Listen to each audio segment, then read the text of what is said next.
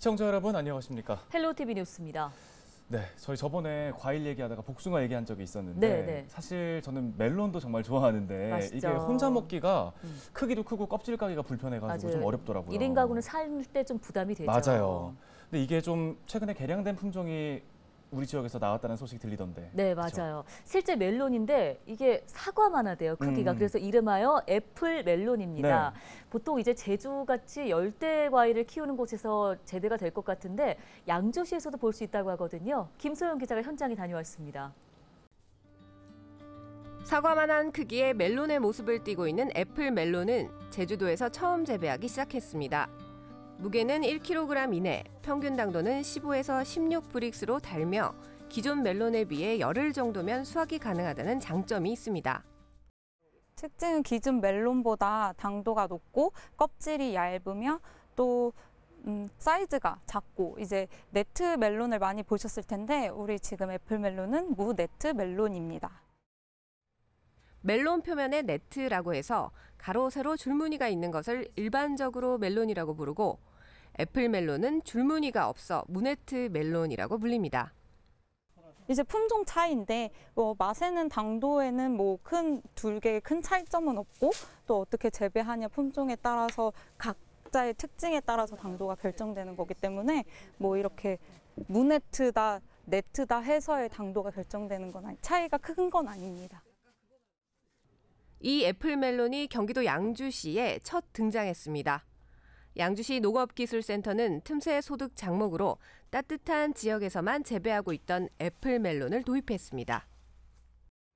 네, 제가 손에 들고 있는 이 과일이 바로 경기도에서 최초로 재배된 양주시의 애플 멜론입니다. 이 애플 멜론은 크기가 사과만 하고 제가 봤을 때는 이 겉 표면은 마치 배처럼 반질반질 예쁜데요. 속을 이렇게 보면 저희가 동남아에서 주로 먹던 파파야의 색을 띠고 있습니다. 직접 먹어봤는데 당도도 굉장히 진합니다. 양주시는 애플 멜론이 재배 관리가 무난하고 한 번에 수확할 수 있어 노동력 절감에도 도움이 될 것이라며 특히 1인 가구 등 소형 농산물 소비 트렌드를 겨냥한 틈새 소득 작목이 될 것으로 보고 있습니다. 가을 재배가 또 있어요. 가을에도 재배를 한번 해보고 해서 1년에 2번 재배할 수 있는 이기작 재배 가능한지를 판단해 보고서요. 그리고 이제 저희 지역에 주로 재배되는 과채류가 오이하고 애호박 품종 두 품종에다 토마토 정도 재배를 하고 있는데 그 농가 대상으로 이제 재배할 의향을 또 물어보고. 따뜻한 남쪽 나라에서만 재배 가능했던 애플 멜론. 양주시는 애플 멜론이 농가의 새로운 소득 작물로 자리 잡을 수 있을 것이라고 기대하고 있습니다. 헬로티비 뉴스 김소영입니다. 다음 소식입니다. 경기도에서도 미확인 국제우편물 신고가 접수됐습니다. 경기 소방재난본부는 지난 21일부터 24일 오전 6시까지 미확인 국제우편물 신고가 470여 건이 넘게 접수됐다고 밝혔는데요. 경기 북부 지역은 139건으로 남양주 23건, 의정부 20건, 포천 10건 등이 접수됐지만 인명피해는 없었습니다. 신고 장소는 주로 민간시설과 공공기관 등인 것으로 파악됐습니다. 경찰과 소방당국은 미확인 우편물 신고 접수 후 군과 함께 공동 대응에 나서고 있다며 아직까지 이로 인한 인명피해는 없었다고 밝혔습니다. 네, 의정부에서도 대만발 유해물질 의심 우편물이 발견됐습니다. 지난 21일 오후 5시 1분쯤 의정부시 신곡동 의정부 우체국에 대만발 유해물질 의심 우편물이 있다는 신고가 경찰에 접수된 건데요. 직원이 의심 우편물을 발견해 신고했고 곧바로 건물 내부에 있던 직원과 시민 등이 대피했으며 신고를 받고 출동한 경찰 특공대와 소방 등이 현장 주변을 통제하고 관련 우편물을 확보했습니다. 경찰은 우편물에 대해 X선 확인을 하고 소방의 구조특수대응단이 우체국 내부에서 발견된 의심 우편물 37개를 수거했다고 밝혔습니다. 경찰 관계자는 의심 우편물에 대해 균 검사 등 확인 작업이 진행될 예정이라며 알 수 없는 우편물을 받게 되면 곧바로 신고해야 한다고 강조했습니다.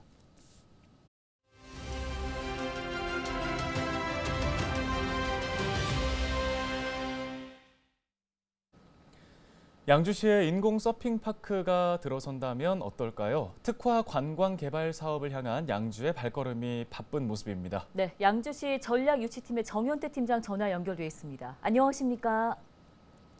네, 안녕하세요. 저희 자족도시 조성과 전략유치팀장 정현태입니다. 예, 양주시가 특화 관광 개발 사업을 추진하고 있다고 들었습니다. 어떤 청사진 그리고 있습니까? 시에서는 나리농원 관광 활성화를 통한 1년 내내 시민들의 접근성을 확보하고 많은 관광객 유치를 통한 지역 내 명소를 만들기 위해 노력을 하고 있습니다. 나리농원 환영 방안에 대해서는 민선 8기 시장님 공약사항인 식물원 조성뿐만 아니라 관광 활성화를 위한 다양한 콘텐츠로 민간 투자 유치를 추진하고 있습니다. 네, 최근에 강수현 양주시장이 시흥 인공 서핑파크를 찾기도 했는데요. 혹시 인공 서핑장에도 관심을 두고 있는 겁니까? 시흥 인공 서핑파크는 약 12만 평 규모 축구장 7개 크기 세계 최대 인공 서핑장으로 연간 200만 명의 관광객이 찾고 있습니다. 최근에 시장님께서도 시흥 인공 서핑파크를 방문하시어 해당 기업의 개발 사업 현장을 벤치마킹하고 기업 대표와 협의를 통하여 우리 시만에 특화된 민간 투자 유치 개발 사업이 추진될 수 있도록 건의하셨습니다. 네, 특화된 관광 자원은 지역 경제에 큰 도움이 될 텐데요. 양주시 앞으로 계획 어떻게 세우고 있습니까?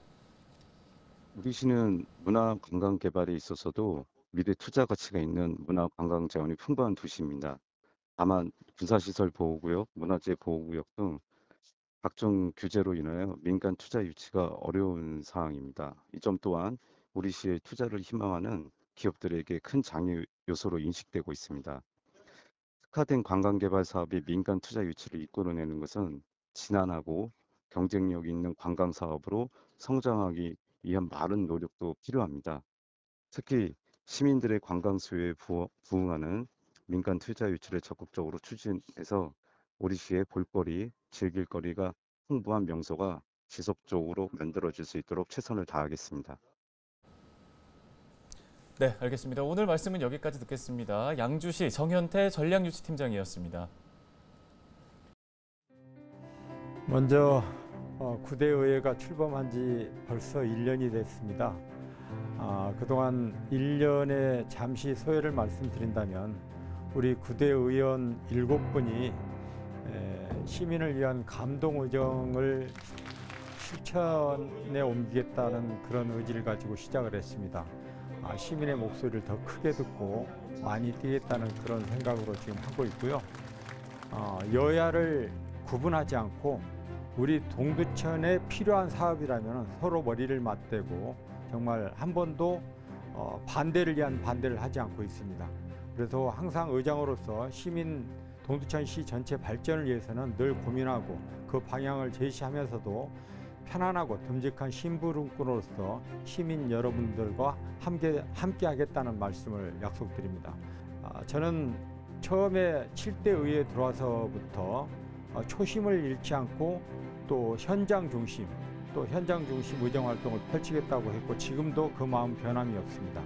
우리 구대 7분의 의원님들과 함께 그 마음을 시민을 섬기고 하여튼 초심 잃지 않고 열심히 하겠다는 말씀을 드리겠습니다.